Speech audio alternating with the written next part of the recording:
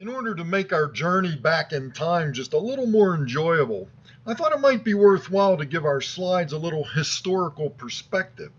You know, in the early days of our nation, the local municipalities just didn't have the money or the mechanisms for building roads. So groups of investors would petition the state or county government to build toll roads, and they'd use the tolls that they collected to maintain the road and, of course, secure a tidy profit for themselves. There were a lot of toll roads around the city of Pittsburgh in those early days. We had the Greensburg Pike, Frankstown Road, Perrysville Highway, the Butler Plank Road, it's now Route 8 at the Butler, Sawmill Run, Noblestown Road, which was the Noblestown Plank Road. They often used wood as the base for the roads. Steuben Street was a toll road. Even part of Carson Street from just past the West End Circle to McKee's Rocks was a toll road known as the Chartiers Robinson Pike.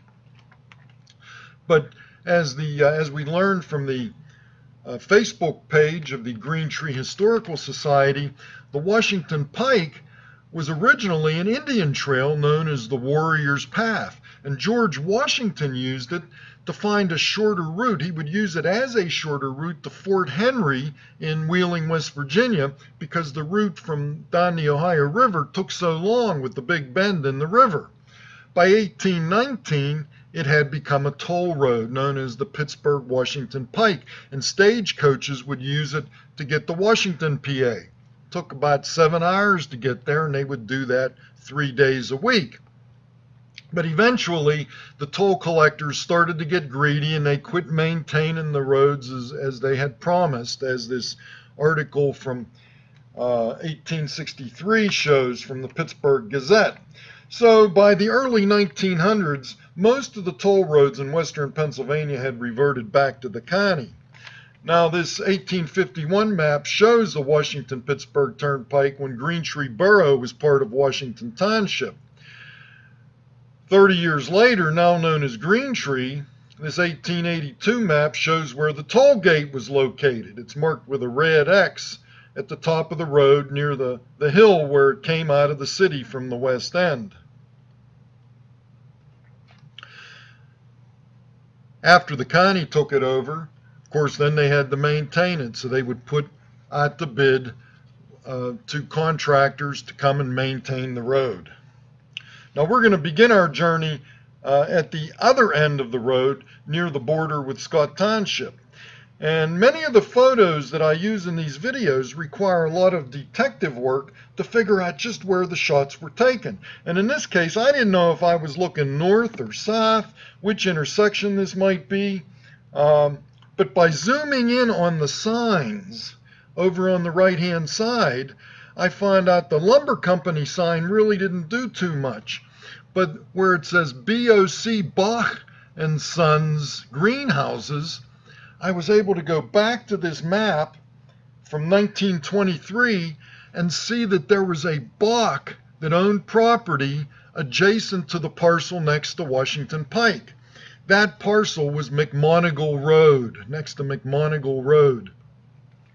So I was able to take that and figure out, oh, aha! This intersection right here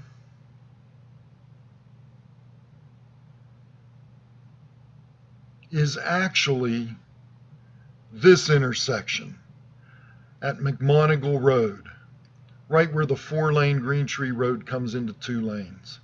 And then you go up the hill a little bit further to the top looking north, and you're looking down to Potomac way on the distance on the right. It's the completed road and what it looks like today.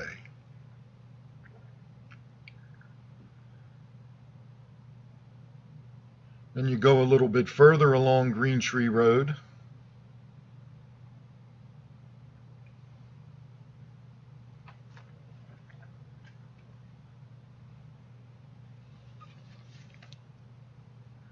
And then we come to this intersection that gave me just a little bit of trouble. But the next picture had the only named intersection in the whole set, Short Street. So I looked up Short Street on that 1923 map and found out that it connected the Carnahan Road. Ah, that's where it is. Carnahan became Short Street became Carnahan, and now it connects with the contemporary Greentree Road.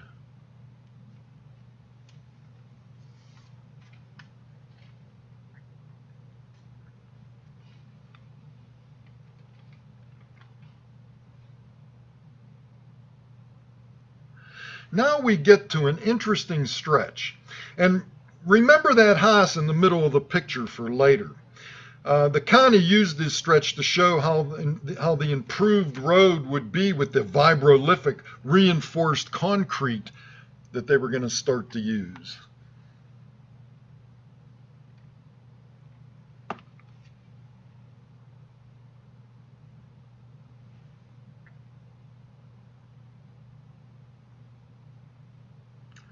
I'm sure the guy with the trowel in his hand was down there smoothing out concrete, right?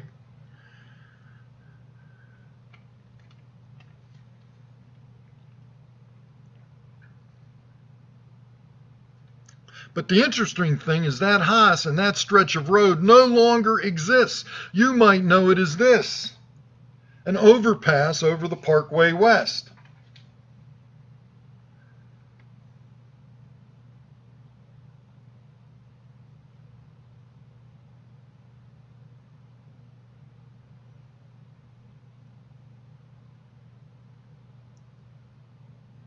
And remember that house that I said to remember? It's in the middle of that picture. That's it on the left. And this is a zoom from that other photo.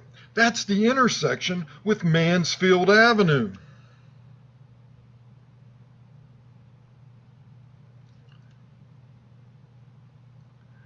And here we are at the intersection with Warriors Road. Remember Warriors Path, which used to be known as Walnut.